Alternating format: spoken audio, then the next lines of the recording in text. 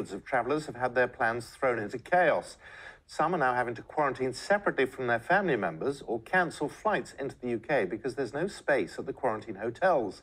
Speaking at a Downing Street press conference, Prime Minister Boris Johnson admitted it is a fair challenge to question the red list travel restrictions.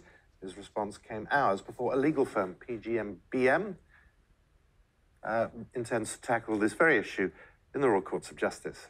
Joining us now is Tom Goodhead, is the PGMBM. Sorry, both of us are struggling with that. Managing partner. I know you've been trying to challenge the red list travel restrictions since the very beginning of the pandemic. Boris Johnson says it's essential, particularly with this new variant of coronavirus, for us to have tough border measures.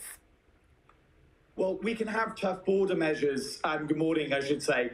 We can have tough border measures without people having to be incarcerated in hotels for 10 days where they have as little as 20 minutes a day of exercise outside and paying thousands of pounds for the privilege. I think that is the problem, is that we haven't properly considered the alternative, which is that people are able to quarantine at home. There's no good reason for having this mandatory hotel quarantine.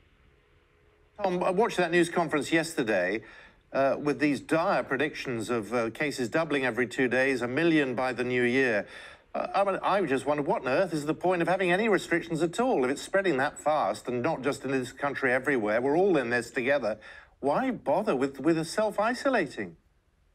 Well, you're not the only one who's raised that, because I mean, I think the initial purposes of travel restrictions in a pandemic are to prevent a new variant from coming into the country. But when Omicron is already circulating extraordinarily prevalently within the United Kingdom, this is a point that many leaders of African countries, for instance, have made. I mean, the restrictions are just pointless. And then adding hotel quarantine on top of that is just an insult to injury.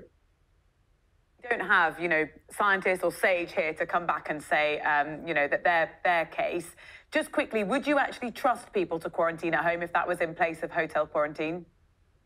Yes, I would. I mean, this is like Minority Report almost, if you've ever seen the film with Tom Cruise. We don't preventively detain people to prevent them from committing a crime. And that's exactly what we would be doing here, which is assuming that people aren't going to adhere to the law. Now, look, obviously there will always be a very small percentage of people that won't adhere to the regulations. But what kind of a society is that if we're incarcerating people because we assume that they're not going to adhere to the law? I mean, it's just extraordinary.